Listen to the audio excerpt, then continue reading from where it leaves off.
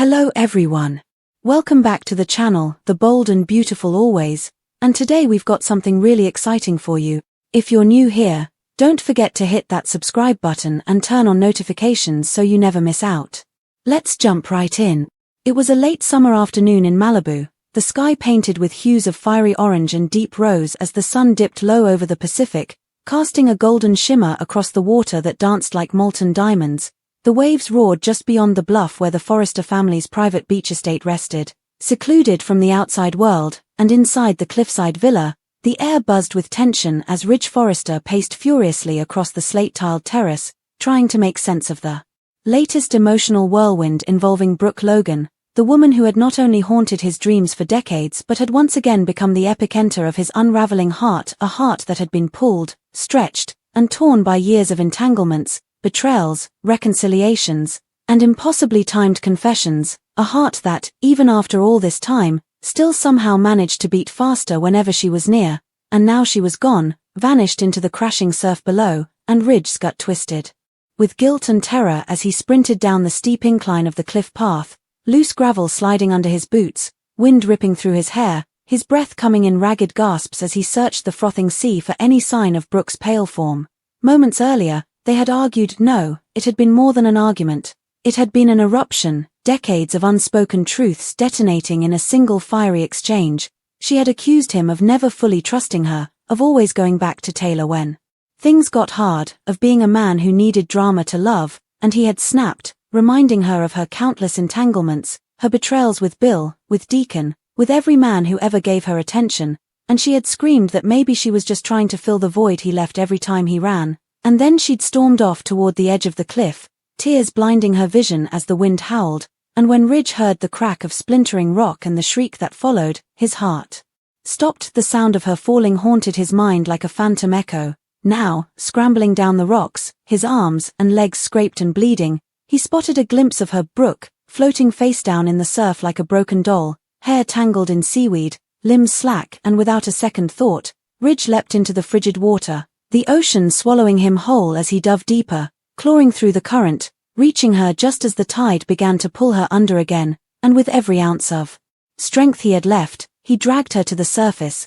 gasping her name, his voice raw with panic, and when she sputtered and coughed, eyes fluttering open in dazed confusion, Ridge clutched her to his chest, whispering her name over and over like a prayer, like a curse, like a salvation, carrying her limp form back to the shore where he collapsed beside her, cradling her head in his lap, sobbing openly, unashamed, the walls he'd built over the years cracking apart with every breath she took. The sun dipped below the horizon, leaving only the indigo sky and the rhythmic sound of the waves as Ridge stroked the wet strands of her hair and stared into her water-glazed eyes, his voice trembling as he said her name one last time before whispering 5 words that would shatter both their lives forever. I can't love you anymore. The silence that followed was deafening, not the quiet of peace, but the silence of something breaking, of something sacred dissolving into the air around them like sea mist. Brooke blinked, disoriented, confusion clouding her expression as she tried to process what she just heard, her lips parting as if to speak. But no words came, only the sound of the waves answered her, indifferent, eternal, and Ridge, his chest rising and falling with every ragged breath, felt the weight of those 5 words settle into the space between them like an anchor dropped into the ocean floor, too heavy, too deep to retrieve, and he hated himself for saying it, for meaning it, for needing to say it, but it was true, or at least he believed it was true in that moment, because love, real love, required trust, and though he would always care for her, always protect her, always be bound to her by their children, by their memories, by the shared history that could never be unwritten, he had finally reached the edge of the map, the point of no return, the place where love ended and something else began, maybe forgiveness, maybe peace, maybe nothing at all. And as Brooke sat up slowly, seaweed tangled around her wrist like ivy, eyes shining with disbelief, she whispered his name like it was the last word she'd ever say, like it was both a question and a plea, and he turned away, unable to meet her gaze, unable to bear the pain that bloomed in her face, that softening of her lips, that trembling of her chin, the kind of expression she'd only shown him when her heart was truly breaking. She reached for him, fingers brushing his arm, and he flinched, rising to his feet with the slow finality of a man carrying the weight of his own execution, backing away from her as if distance could erase the truth. As if the sunset could wash clean the sins they'd committed in the name of love, and Brooke, now on her knees in the wet sand, stared at the spot where he'd stood, the ocean still roaring. Behind her, the wind pressing her wet dress against her skin like a shroud, and everything was different now. Ridge had saved her life, but in doing so, he had destroyed the dream she'd held onto for decades, the dream that no matter how far they drifted, no matter how many times they hurt each other, they would always find their way back, and maybe they would, one day, maybe fate would draw them together again as it always had, but for now, the man she loved had walked away, not out of anger or bitterness or passion, but out of exhaustion, out of the devastating clarity that sometimes love wasn't enough, and that was the cruelest truth of all. At Forrester, Hope updated Steffi that Sheila lost another toe while saving her. The two discussed Liam's situation with his brain mass and impending doom. Steffi wondered how they should prepare their daughters and how much longer they should keep the secret from them. Grace told Bill that they had removed the tumor, and an MRI would verify that they had removed all of the cancerous tissue. Bill inquired about Liam's recovery time after he was wheeled out of the room. Grace shocked Bill by saying Liam would be going home that day. Grace insisted that, considering the situation and the secrecy of the procedure, she needed him to take Liam home. She assured him that he could be moved by ambulance and have a home nurse. Grace assured him that it would be fine, despite Bill's doubts that Liam could be moved so quickly. While they waited for Liam to return, Grace asked Bill for the money transfer. When he said it was finished and the $1 million had been transferred, her face lit up. Grace got a call just then. She told the person calling that it was happening now, but she couldn't talk and hung up. Liam was wheeled back into the room, and although his eyes were closed, he reached for Bill's hand. Bill told Liam that Dr. Buckingham held out hope that he would soon return home. Grace advised that they were waiting for the MRI results, but that he could go. Bill told her to look at Liam and know that he was an incredible man whom she had given more time. Grace nodded with a concerned look as Bill told her how grateful he was. Finn and Bridget talked about Liam's release at the hospital, and they decided it was too soon. Bridget was certain that Bill would have brought in the best doctors, but Finn thought it was strange and wanted to find out why. Bridget knew Grace was an exceptional doctor and wanted to believe that she acted in Liam's best interest. Both she and Finn hoped they were overanalyzing the situation. Hope and Bridget were able to hear them all on speaker when Finn called Steffi. Steffi and Hope were shocked that Bill took Liam home after he was released by Grace. Bridget found out that Grace wasn't in the hospital after the call. Steffi and Hope, on the other hand, showed up to get more information, but they had nothing to say. Deacon treated Sheila to tea and flowers at Illinois Giardino. He insisted that she keep her foot elevated on a chair and told her that he would do anything for her. Sheila told him that it wasn't her first rodeo nursing a lost toe. While Deacon was tending to work, Sheila had a flashback to the shootings. She inquired whether Deacon had any news regarding Liam, but he did not. Sheila couldn't believe Luna was gone. She thought that Luna deserved more from her, and she should have seen the pain she was in. Sheila wished she had given Luna more support instead of pushing her away. Deacon said Sheila gave Luna a lot, and she squandered it. Sheila clarified that Luna had no intention of shooting her, all she wanted was a relationship with her father. Deacon told Sheila that she was a hero and hoped Finn and Steffi realized that. Sheila insisted that they focus on Liam. She said what he went through cannot be for nothing, and told Deacon that Liam had to pull through. Sheila's concern for someone else seemed even more incredible to Deacon. He reaffirmed that she was also a hero and that he would never want to lose her. At Bill's mansion, Liam was set up in a bedroom with a nurse. She promised to inform Bill of the MRI results as soon as she learned of them. Bill kept a tearful eye on Liam. Steffi called Bill and put him on speaker. Bill said that he had another surgery and that he had Liam. Everyone barked questions at him, but Bill didn't have answers other than that there was a chance that Liam could live. "Now I have to go be with my son," Bill said before hanging up. "I would go to hell and back for you and your brothers. This method needs to work. You are going to be cured," Bill told an unconscious Liam. Hope and Steffi were overjoyed to hear that their daughters might not have lost their father after all when they returned to Finn's office. Watch new episodes of The Bold and the Beautiful weekdays on CBS or stream on Paramount+. Oh no, Not again. How many times do we have to scream into the void before someone at the Bold and the Beautiful writing team hears us? How many times must the fans suffer through another beautiful, potentially iconic romance being absolutely decimated for the sake of recycled drama and ghostly exes who have no right meddling in what could have been the greatest love story this show has seen in years?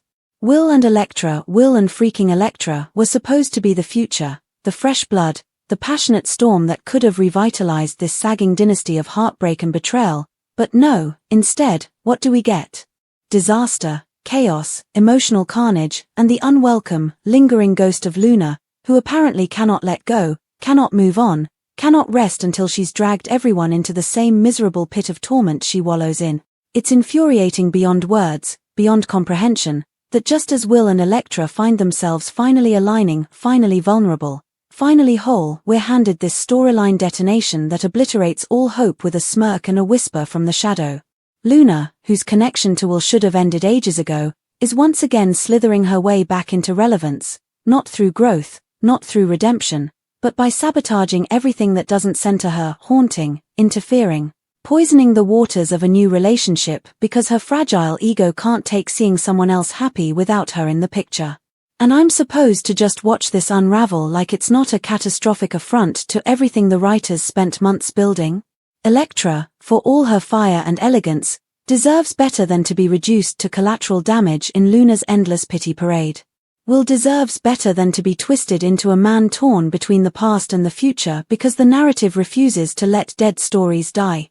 This is the kind of narrative cowardice that infuriates true fans. This is the kind of emotionally manipulative whiplash that tears at the fabric of trust we place in these characters. In this world we return to day after day, hoping, begging, that someone behind the scenes remembers what consistency and payoff mean. Instead, we're given a mess, a melodramatic minefield, a betrayal so profound that it makes even the most loyal viewer question why we've invested our hearts in a show that can so carelessly crush what it once promised to nurture. Luna's haunting isn't even subtle, it's calculated, insidious, a reminder that in this universe, love doesn't conquer all, manipulation does. Her presence isn't romantic, it's radioactive. Her appearances, her cryptic texts, her desperate monologues to the mirror, they scream of a woman who refuses to grow up, refuses to own her choices, and instead chooses to haunt Will like some gothic spectre with a broken heart and a selfish soul. I'm seething, because this isn't just a bad twist, it's character assassination, it's emotional sabotage, it's the kind of storytelling that feels like a slap in the face to every moment of tenderness we watched unfold between Will and Electra. Remember that scene on the balcony, where Electra told Will she didn't need him to fix her, just to hold her hand while she fixed herself? That was real. That was earned. That was beautiful. And now it's dust. Trampled. Rewritten. Dismissed. Because Luna whispered "I still love you" in a moment of weakness, and suddenly, we're supposed to pretend like she didn't ghost Will for a year, like she didn't walk out of his life with no warning and no regard for his heart, like she didn't sabotage herself over and over again. No.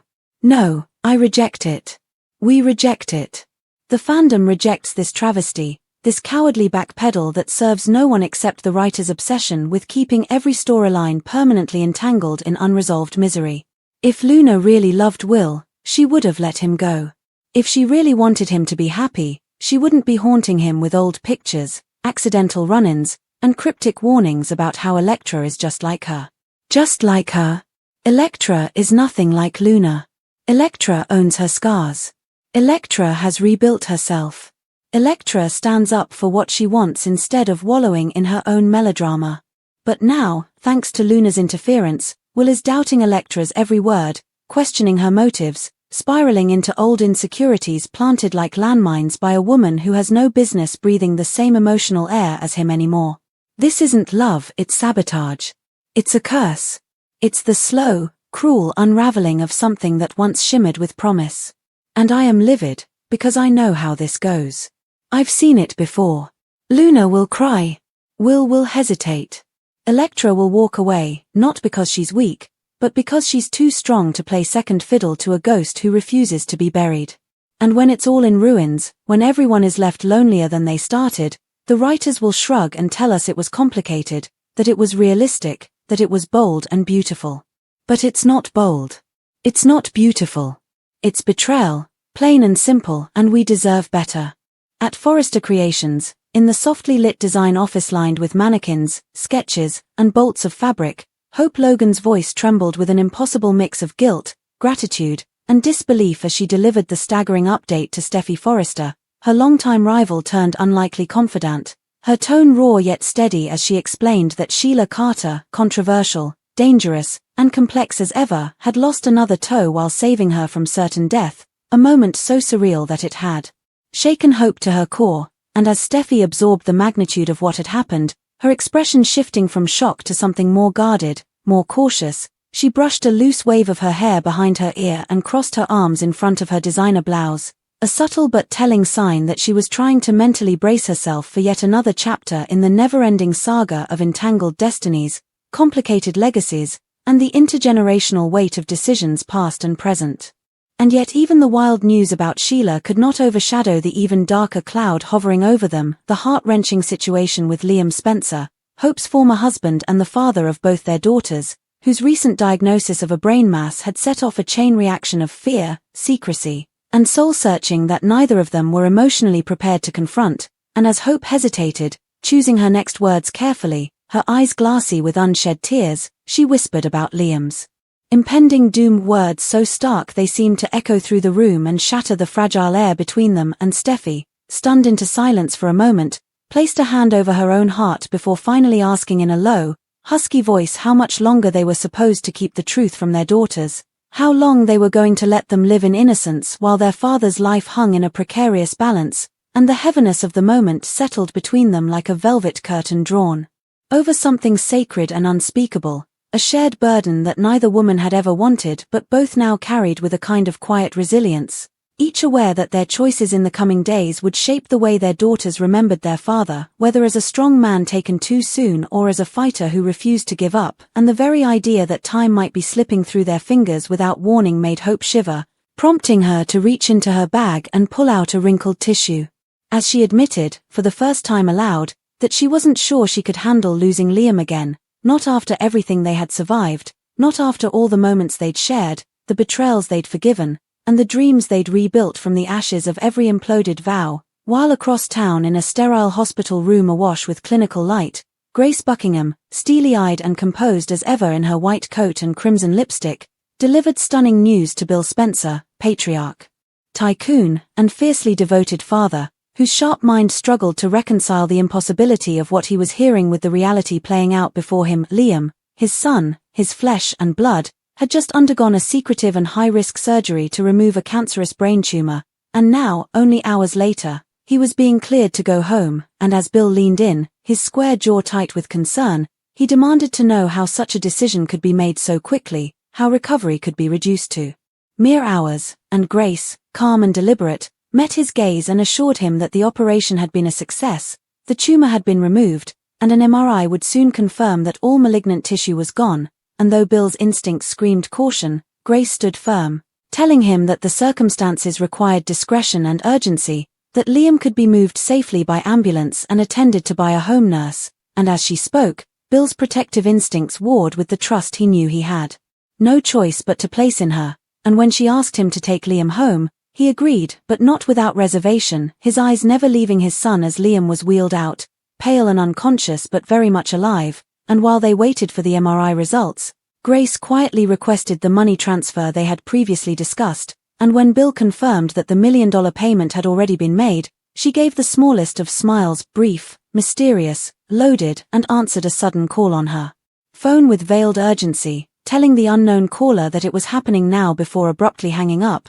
A move that did not go unnoticed by Bill, who narrowed his eyes slightly, filing away the moment for later inspection, just as Liam was wheeled back into the room, his eyes still closed but his hand instinctively reaching out for his father's, and Bill, voice thick with emotion, reassured him that Dr. Buckingham believed he would be okay, that he was going home, and as Grace stood silently watching them, Bill turned to her and declared, with the fierce devotion of a father ready to make any sacrifice, that Liam was an incredible man who deserved more time, that she had given them that time, and for that he would be forever grateful even if something in her eyes, a flicker of uncertainty or something deeper, hinted that all was not yet settled, and across the hospital, in a nearby office, Bridget Forrester and Dr. John Finnegan conferred in hushed voices, both deeply concerned about the speed and secrecy surrounding Liam's release, Bridget noting that while Bill had likely spared no expense in hiring the best, the entire situation seemed rushed, almost reckless, and Finn, always analytical, expressed his unease about how unorthodox the whole process felt, prompting them to contact Steffi, who placed them on speaker with Hope standing beside her, and when Bill confirmed over the call that Liam had indeed undergone a second surgery and had already been discharged, both women were struck dumb with disbelief, firing off questions that Bill couldn't or wouldn't fully answer, and after the call ended, Bridget revealed that Grace was no longer even at the hospital, a revelation that only deepened the mystery. While Hope and Steffi arrived in person looking for answers no one seemed able to give, and meanwhile, at Illinois Giardino, the familiar scent of espresso and roses filled the air as Deacon Sharp doted over Sheila, his dark eyes soft with devotion as he handed her flowers and encouraged her to elevate her injured foot, and though Sheila quipped with practiced detachment that it wasn't her first experience losing a toe, there was a weight in her voice, a depth of reflection that couldn't be ignored, especially when she asked Deacon about Liam and expressed genuine anguish over Luna's death, her eyes brimming with regret as she admitted she should have seen the pain her daughter was in, should have offered her support instead of distance, but Deacon gently reminded her that she had tried, that Luna had made her own choices, and while that was true, Sheila couldn't shake the image of Luna's face in those final moments, the accidental shooting, the tragedy born from yearning and silence, and she told Deacon that Luna didn't mean to shoot her.